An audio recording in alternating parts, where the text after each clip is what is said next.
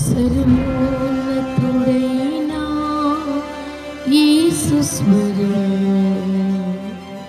సర్వోన్నతుడైనా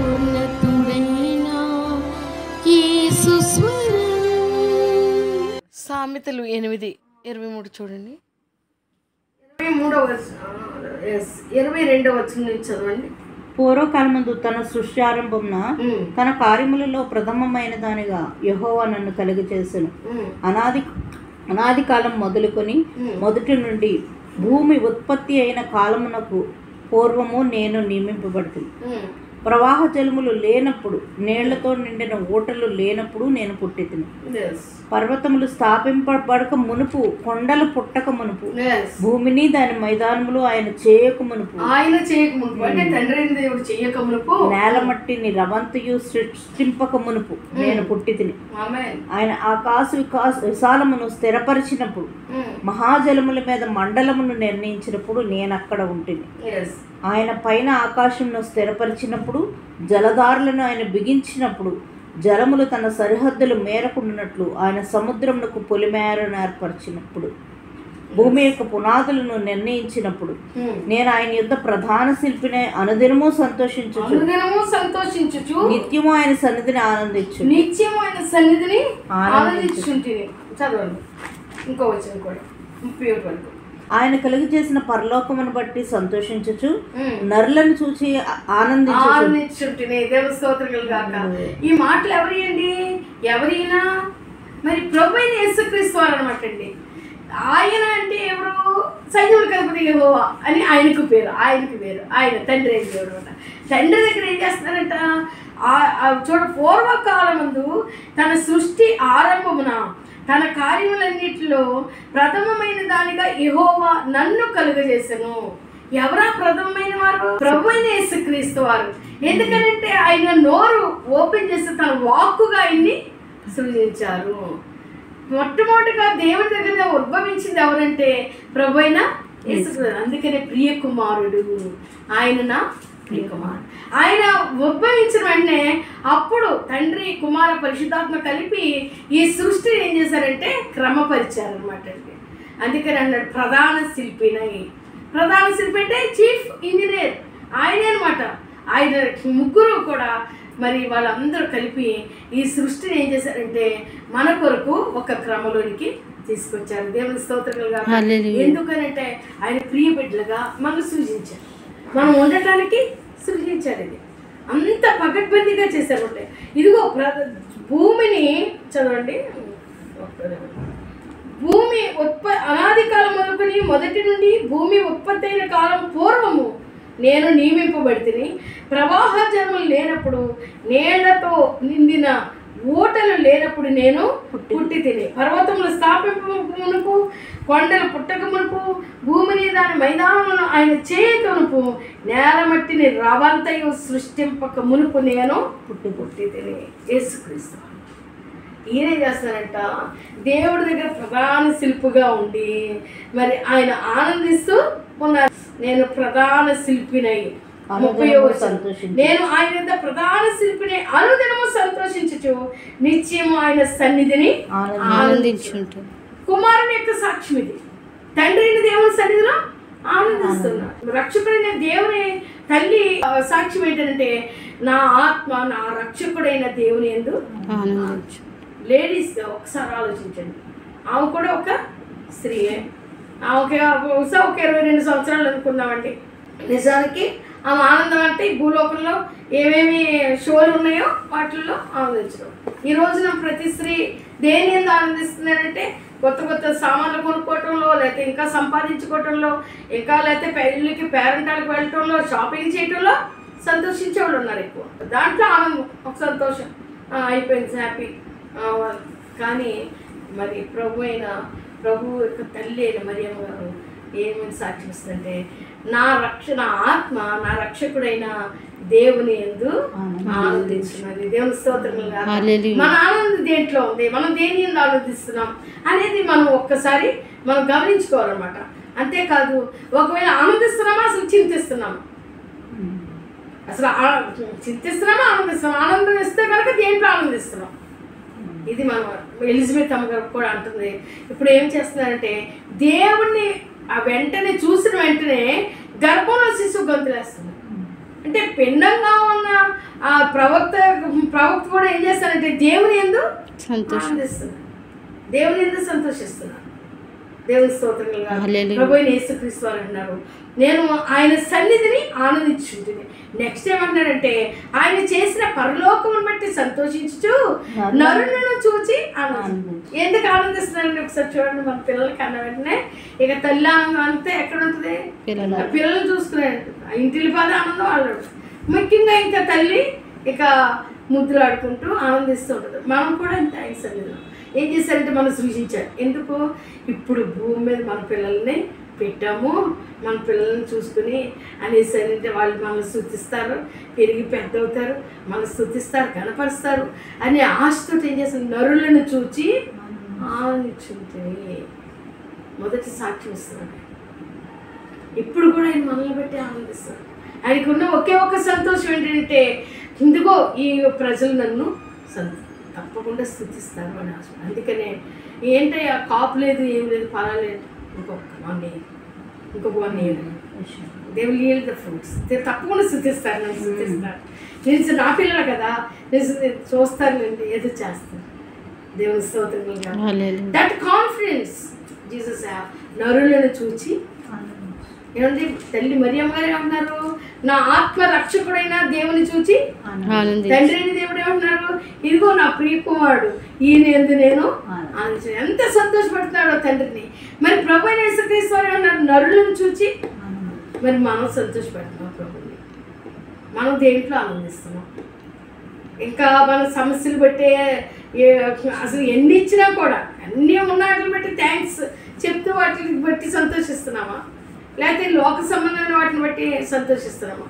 అంటే కొంతమందికి పేరెంటల్ పెళ్ళికి పిలిస్తే దాంట్లో సంతోషం, మళ్ళీ పిలిచారు కాబట్టి ఇంకా మంచిగా పట్టు చీర కట్టుకుని వెళ్ళొచ్చు, నగలు పెట్టుకుని వెళ్ళొచ్చు, ఉన్న నగలని, అదొక సంతోషం. కానీ ఇక్కడ మన తల్లి స్త్రీలందరిలో కూడా ఆశ్చర్యించబడి ఆ స్త్రీ రక్షకుడైన దేవునికి మరి జన్మనిచ్చిన గారు ఏమంటారంటే, నా రక్షకుడైన దేవుని యందు ఆనందించు. నిజంగా చూడండి, అప్పుడే దేవుడు రక్షకుడికి నేను తల్లి అవుతున్నానని అతిశయపడిపోలేదు ఆవిడ. కానీ నేను నా రక్షకుడిని దేవుని ఎంతో ఆనందించాను. ఆయన అన్నాడు, నా ప్రియ కుమారుడు ప్రభువైన యేసుక్రీస్తు అంటే మిమ్మల్ని బట్టి, మనల్ని బట్టి, నరుని బట్టి సంతోషిస్తాను. కాబట్టి మన ఆనందం దేంట్లో ఉంది, అది దేని ఎందుకు మనం ఆనందిస్తున్నాం?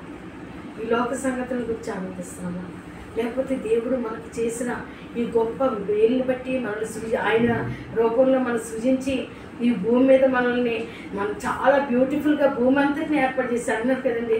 జల ప్రవాహాలు, పంటలు, మైదానాలు ఇవన్నీ సృజించారు మన కోసం. వీటిలన్నింటినీ చాలా పర్ఫెక్ట్గా ఏర్పాటు చేసి మనల్ని ఎక్కడ ఉంచిన దేవుని బట్టి మనం సంతోషిస్తున్నాము, లేకపోతే మనకున్న కష్టాలను బట్టి చింతిస్తూ ఆయనకి మరి ఆయనలో ఆనందించలేకపోతున్నాం. మనం ఒక్కసారి ఆలోచించుకోవాలి. ఎందుకంటే తండ్రి, కుమారుడు, పరిశుద్ధాత్ముడు, తల్లి అయిన మరియా అందరూ కూడా దేవుని యందు ఆనందిస్తున్నారు. దేవుని స్తోత్రములుగా కుమారుడిని యేసుక్రీస్తునందు ఆనందిస్తున్నారు. అందుకనే మరి పౌలు గారు ఏమంటారంటే, ఫిలిప్పీలకు రాసిన పత్రిక 4వ అధ్యాయం 4వ వచనం, ఎల్లప్పుడు నువ్వు ప్రభువునందు ఆనందించు, ఎల్లప్పుడు నువ్వు ప్రభువునందు ఆనందించు, మరలా చెప్పుదును ఆనందించుడు. చదవండి నెక్స్ట్. మీ సహనమును సకల జనులకు తెలియజేయుడి, ప్రభు సమీపంగా ఉన్నాడు. దేనిని గురించి చింతపడకుడి, కానీ ప్రతి విషయంలో ప్రార్థన విజ్ఞాపనముల చేత కృతజ్ఞతాపూర్వకముగా మీ విన్నపములు దేవునికి తెలియజేయుడు. అప్పుడు సమస్త జ్ఞానమునకు మించిన దేవుని సమాధానం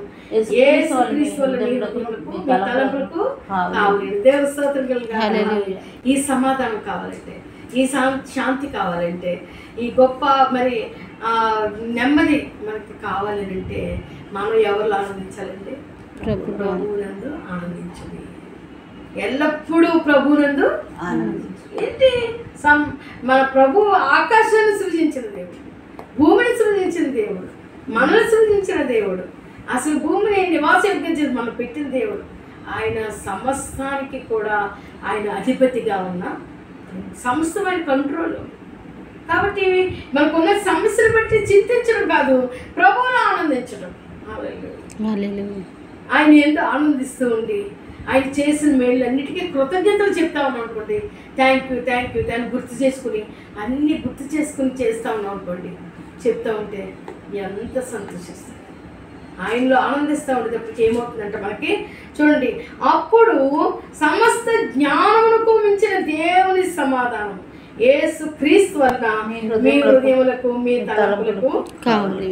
ఆయన వల్ల మనకి ఆయన ఎందుకు ఆనందిస్తే ఆయన వల్ల మనకి ఏం కలుగుతుంది? సమాధానము కలుగుతుంది. మన తలంపులకు మన హృదయానికి కావాలి. దేవుని స్తోత్రములు గాక. కాబట్టి మన ఆనందం ఆయన వైపు మలుచుకోవాలి.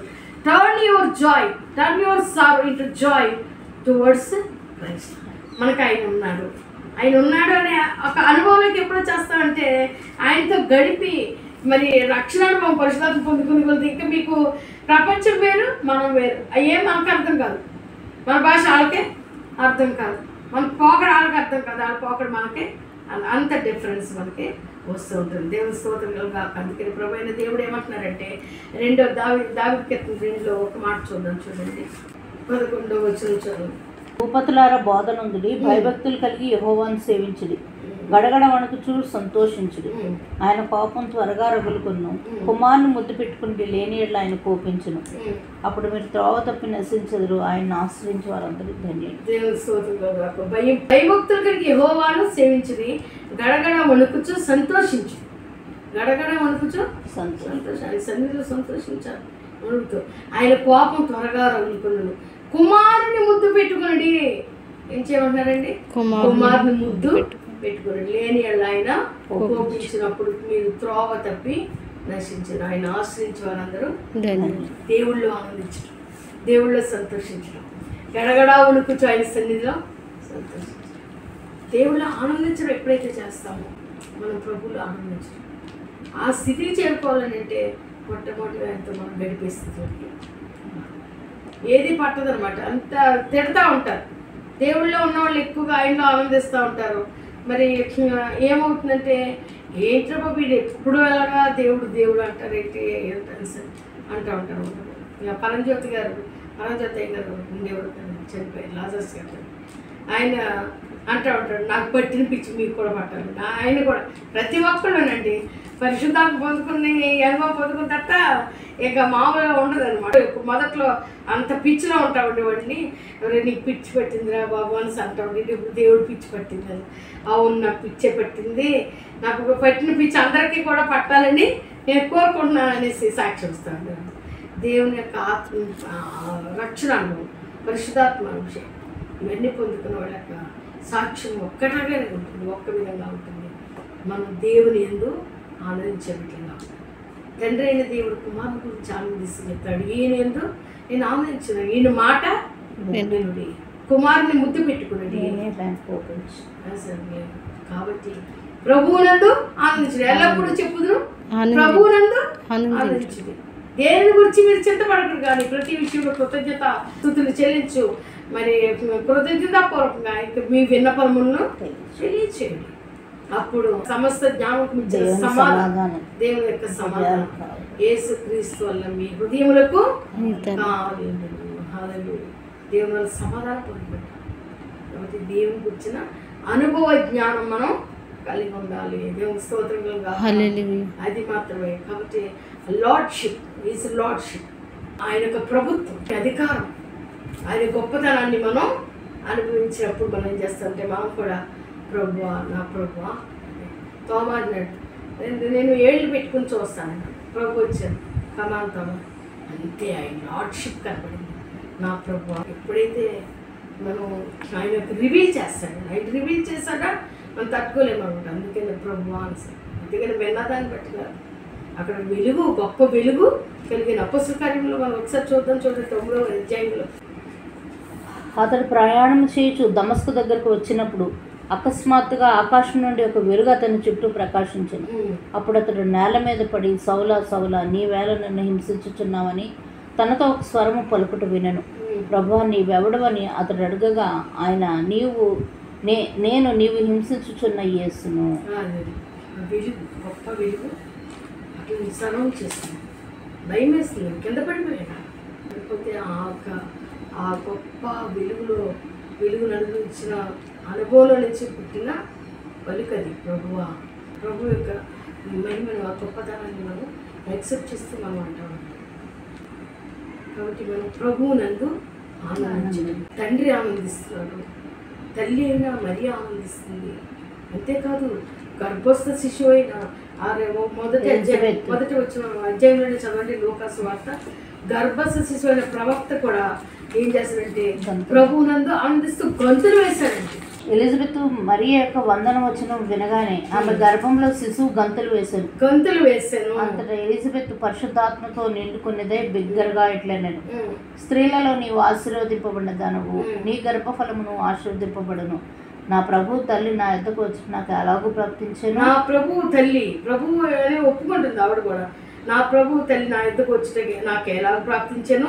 ఇదిగో నీ శుభవచనం నా చెవిని పడగానే నా గర్భంలో శిశువు ఆనందంతో గంతులు వేసాను. ప్రభు ఆమెకు తెలియజేసిన మాటలు ప్రసిద్ధించును కనుక ఆమె నమ్మిన ఆమె ధన్యురాలని అని ఆమె దేవస్తోత్రమైన గర్భంలో శిశువు ఆనందిస్తూ గంతులు వేస్తాను.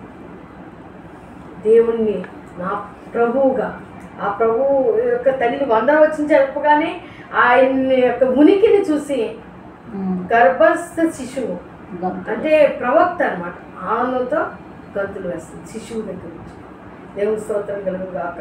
ఆయన ముందుగా రాబోయే ప్రవక్త కాబట్టి గర్భంలో శిశువు ఆనందంతో గంతులు కనపరుస్తుంది.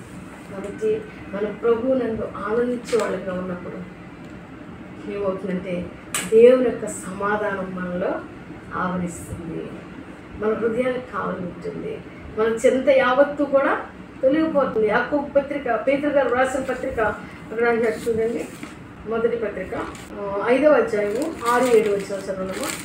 దేవుడు అహంకారులను ఎదిరించి దీనులకు కృప అనుగ్రహించును. దేవుడు తగిన సమయమందు మిమ్మల్ని హెచ్చించినట్లు ఆయన బలిష్టమైన చేతి క్రింద దీన మనస్కులండి. ఆయన మిమ్మల్ని గుర్చి చింతించుచున్నాడు గనుక మీ చింత యావత్తు ఆయన మీద వేయడి.